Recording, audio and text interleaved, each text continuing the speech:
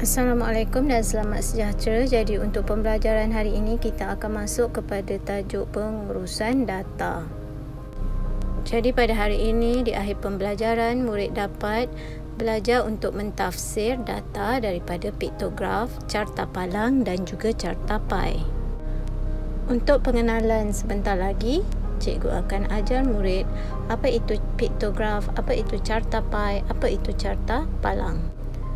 Okey, kita masuk kepada yang pertama iaitu piktograf. Jadi murid tengok apa itu piktograf. Jadi kalau kita lihat di sini, piktograf ni ialah graf bergambar. Kita boleh tengok rajah piktograf tersebut. Jadi bagaimana langkah-langkah untuk mentafsir data daripada piktograf? Mari kita tengok apa maklumat yang kita boleh dapat dari piktograf ni. Yang pertama, apakah tajuk piktograf? Tajuk piktograf ini ialah jisim bahan kitar semula. Jadi data seterusnya ialah apakah jenis-jenis bahan dalam data. Kita nampak di situ ada 4 bahan iaitu surat khabar, tin aluminium, plastik dan bahan lain. Jadi seterusnya berapakah nilai perwakilan petunjuk? Setiap piktograf ni mesti ada petunjuk. Dia ada simbol dan petunjuk. Jadi kita tengok kat situ satu bulatan mewakili 5 kilogram. Kemudian apakah kesimpulan yang dapat dibuat? Kalau kita tengok gambar, kita boleh buat kesimpulan bagaimana? Kita boleh buat kesimpulannya jisim surat khabar paling banyak. Kalau kita tengok surat khabar ada 5 petunjuk kan. Jadi jisim surat khabar paling banyak. Kalau satu petunjuk atau bulatan mewakili 5 kg, kalau 5 bulatan ia mewakili 25 kg. Jisim plastik pula paling sedikit.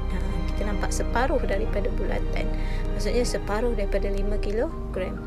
Dan kita boleh nampak juga beza antara jisim tin aluminium dengan bahan lain ialah 12.5 kilogram. Bagaimana?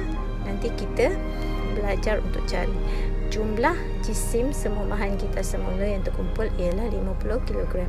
Jadi bagaimana kita nak tahu? Kita tambahkan semua bulatan itu, nanti kita darab. Satu bulatan mewakili 5 kilogram, kita darab dengan 5 ia menjadi 50 kilogram. Yang kedua ialah carta palang. Carta palang ini menunjukkan kes denggi pada 31 Oktober 2014 yang ditunjukkan di sebelah. Kita tengok tajuk carta palang ini ialah kes denggi pada 31 Oktober 2014. Jadi kita tengok soalan, negeri manakah yang mencatatkan bilangan kes denggi melebihi 10 kes? Jadi kita tengok di sini ada 4 negeri yang terlibat berdasarkan carta palang itu, iaitu Perak, Sarawak, Negeri Sembilan, Johor. Jadi yang menunjukkan bilangan kes harian paling banyak itulah yang melebihi 10 kes. Kalau kita tengok di situ ada 3 kan, negeri Sarawak, Perak dan juga Johor. Okey, kita boleh juga jawab, negeri manakah yang mempunyai bilangan 4 kali bilangan kes denggi berbanding dengan negeri Sembilan? Kalau kita tengok apa jawapannya, 5 kes berlaku di negeri Sembilan. Jadi 4 kali ganda daripada negeri Sembilan, maksudnya darab dengan 4, 5 darab 4 sama dengan 20. Jadi data tersebut menunjukkan negeri Johor yang mempunyai 4 kali bilangan kes denggi berbanding negeri Sembilan. Begitu cara kita nak tafsir carta. Baik, seterusnya masih lagi carta palang. Tadi kita tengok carta palang mengufuk. Kalau dia ikut paksi X tu, carta palang mengufuk. Sekarang carta palang mencancang ataupun menegak. Sebab kita tengok bilangannya berada pada paksi Y. Okey, tengok. Carta palang menunjukkan bilangan karipap yang telah dijual oleh Mak Jah selama 4 hari. Jadi kita nampak maklumat di situ hari-hari Isnin sehingga Khamis. Jadi tajuk carta palang ini ialah jualan karipap Mak Jah. Bagaimana kita nak tafsir data karipap ini? Jadi kita tengok murid pegang kad tu. Hari Isnin ada 120 biji karipap yang dijual, Selasa 90 biji, Rabu 105 biji, Khamis 105 biji. Jadi daripada tafsiran data ni kita bolehlah jawab soalan.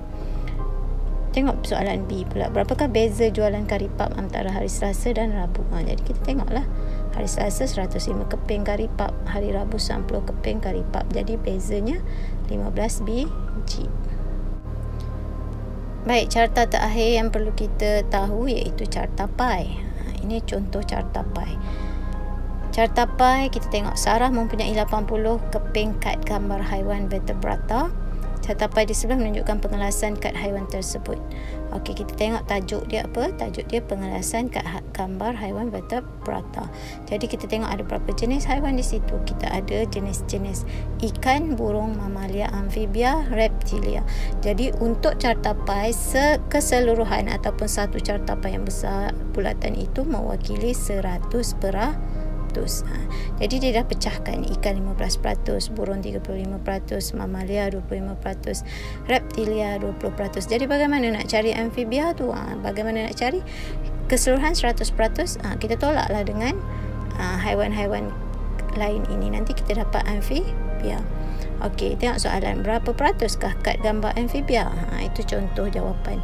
Peratus kad gambar amfibia, asal satu carta Pi 100%. Tolaklah dengan jenis-jenis haiwan tadi. Jadi amfibia punya peratus ialah 5%. Peratus kad gambar amfibia ialah 5%.